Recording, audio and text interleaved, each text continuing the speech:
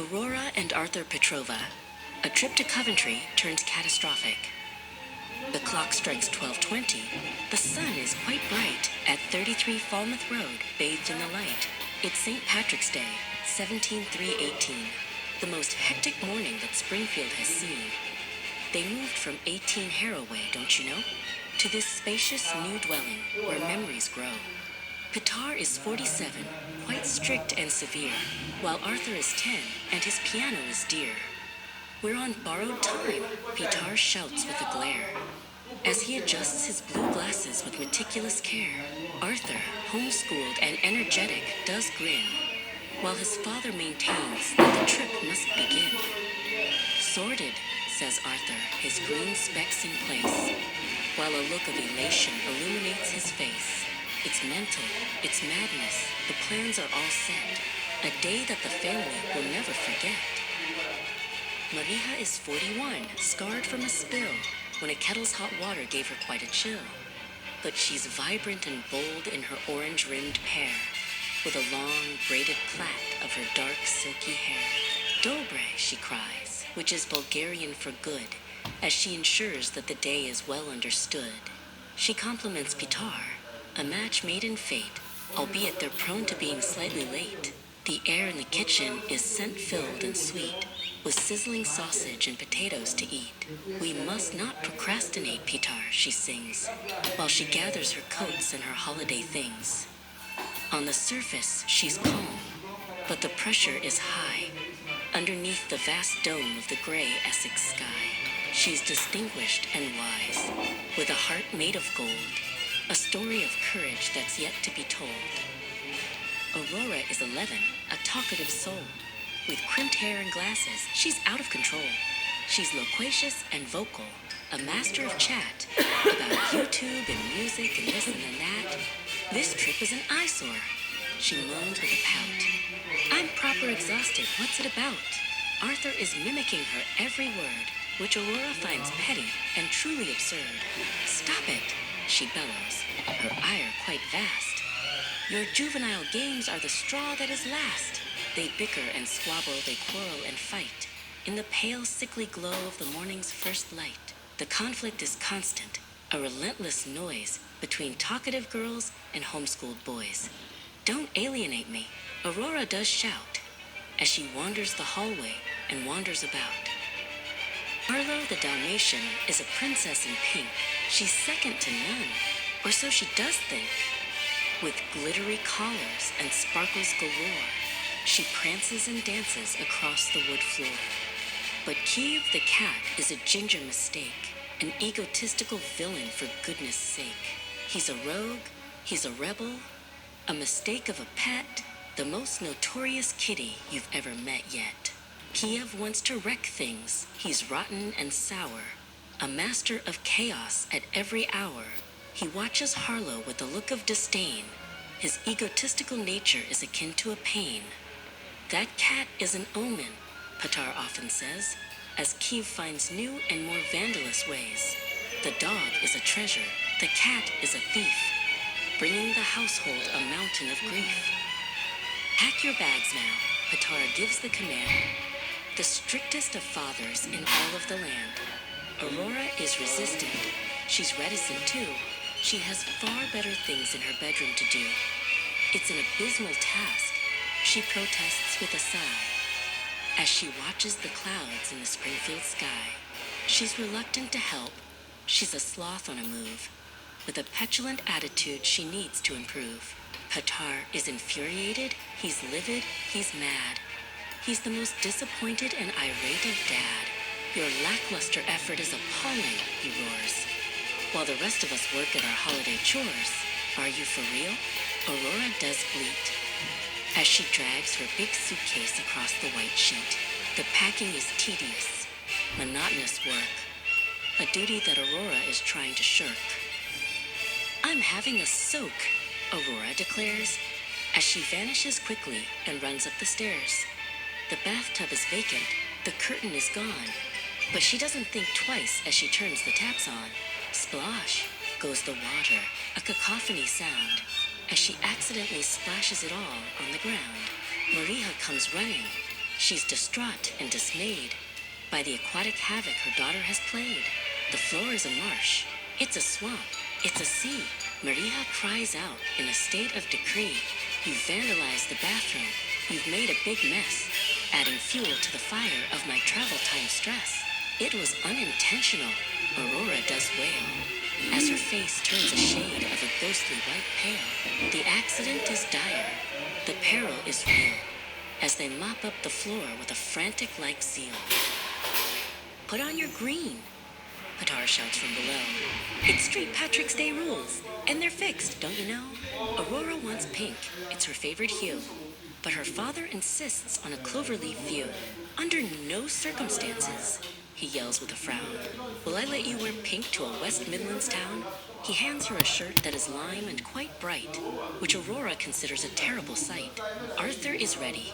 He's donned his green vest, an exemplary son who is passing the test. Don your apparel, Patar does insist, with a list of demands that cannot be missed. It's the thought that counts, Maria tries to explain, but her words of comfort are mostly in vain. Aurora is fuming. She's incensed and irate to be wearing a color she's grown to quite hate. The black BMW stands out in the drive, a Series 3 engine that's coming alive. They load up the boot with a rhythmic thud while avoiding the Essex-born spatters of mud. The itinerary is fixed, Patar yells to the air, as he manages all of the luggage affair. Arthur is helping, a competent lad, while the packing makes Aurora feel proper sad. Hold your horses, Patar says with a snap, as he checks on the route and the digital map. The car is at capacity, bursting at seams, with holiday luggage and holiday dreams. Sorted, mate, Arthur says with a grin, as the last of the suitcases finally goes in. They're on the verge of a trip, on the brink of a quest, as the BMW engine is put to the test. Before they can leave, there's a job to be done. The pets must be settled, which isn't much fun. Harlow is led to number 31, where the neighborly care has already begun. She's a fish out of water, but she's treated like gold, in a story of friendship that's yet to be told. But Kiev is hissing, a notorious beast. He doesn't like neighbors, not in the least.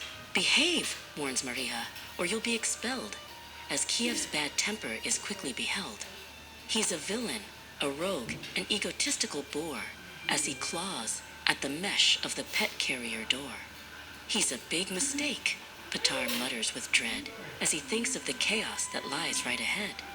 The Dalmatian is settled. The cat is a wreck, as Maria gives Kiev a scolding hot check. They're finally off, but the peace doesn't last.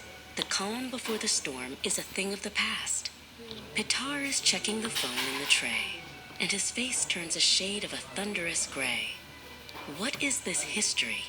What is this crime? He yells as they drive in the St. Patty's time. Nappy change poo silicone? He screams in a rage. Who searched for this foul and disgusting old page? Aurora is stunned. She's caught red-handed and scared by a digital secret she's accidentally shared. It's abysmal. It's rotten. It's stuff and nonsense. Patar shouts out with a fury intense. He berates his daughter. His ire is vast. This digital error is surely the last. Aurora is trembling. She's reduced to tears as she faces the worst of her fatherly fears. It wasn't me, Dad. It was Arthur, I swear. Aurora protests with a dramatic flair. He's the one who's homeschooled. He's got all the time to search for a video that's such a big crime. Arthur is shocked, his face turning red. I never watched that, is all that he said. The bickering escalates, a relentless sound, as the BMW covers the motorway ground.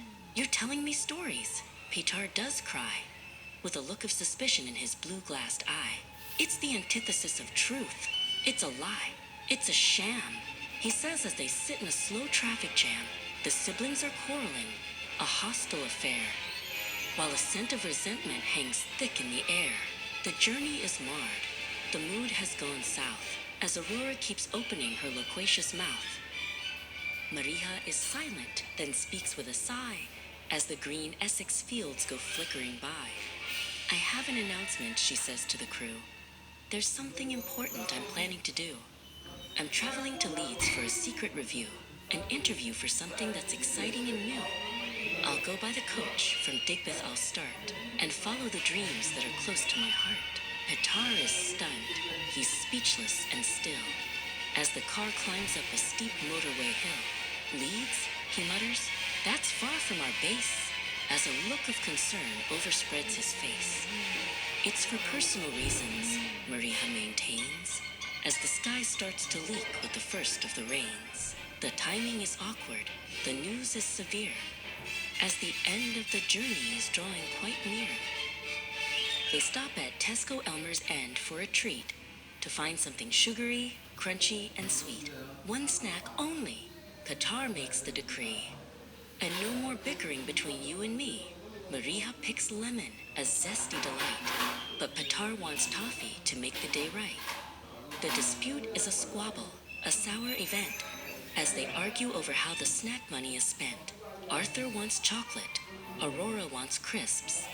As the cold Essex wind blows in silvery wisps, you're being so infantile, Aurora decries, with a look of disdain in her pink-rimmed eyes. The choices are variable, the options are vast, but the patience of Petar is fading at last. Make up your minds, or we leave with no food, he shouts in a proper and thunderous mood. They finally choose, and they head for the till, while the rain on the roof is a persistent trill. Petar is grumbling about the expense. His mood is erratic and highly intense. It's bad enough that we're late as it is, without all this snack time and sweet buying whiz. They return to the car, which is black and quite sleek, as the sky starts to look even more gray and weak. That pathetic fallacy is clear to be seen as the rain washes over the motorway scene. Coventry's calling, Maria does say. We must not let the weather get in our way. The BMW roars as it joins the M1. But the happy part of the trip is quite done. The tension is heavy, a thick, dark cloud, as the rain hits the windshield, relentless and loud. The drive is a marathon, tedious and long, where everything seems to be going quite wrong. The nappy poo argument won't go away. It's the theme of the Petrova Street Paddy's Day. Are we there yet? Arthur asks with a groan, in a juvenile, bored, and monotonous tone. Under no circumstances ask that again. Petar shouts through the mist and the gray, falling rain. The monotony of the road is a bore, as they dream of the Hilton and the pool and the floor. They're all in the same boat, a family in strife, in the most hectic time of their Essex-born life. Dobre, says Maria. Let's try to be kind, but kindness is something that's hard to find. The light at the end of the tunnel is dim, as the car follows Petar's road priority whim. They arrive at the Hilton, the Doubletree site. The building is glowing with welcoming light. Room 202, Petar says with a cheer. The end of the journey is finally here. Aurora and Arthur both run for the door. Across the expensive and carpeted floor, the room is quite spacious, with beds made of white. A wonderful place for a St. Paddy's night. But Arthur is looking at the clock on the wall, while he stands in the Hilton's magnificent hall. The pool closes soon, he cries at the show. At 21:0, they'll kick us all out. It's 20 to 9. The time is so tight. They must move like lightning to swim for the night. The rush is on. The pressure is high. Under the glow of a Coventry sky. Hurry up, Aurora. Arthur does plead. The swimming pool is the one thing we need. Aurora is searching for Wi-Fi and tech, while the travel time plans are a bit of a wreck. I'm coming, she moans with a sigh, as she checks on her phone with a sneaky-ish eye. They scramble for towels and swimsuits and gear, as the deadline for swimming is drawing quite near. 15 minutes left. It's a race, it's a sprint, as the Hilton's blue water gives off a cool glint.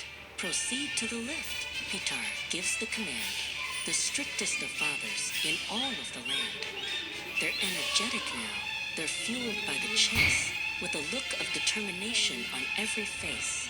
The elevator is slow, a mechanical bore, as they wait to descend to the very ground floor. They reach the pool with a minute to spare.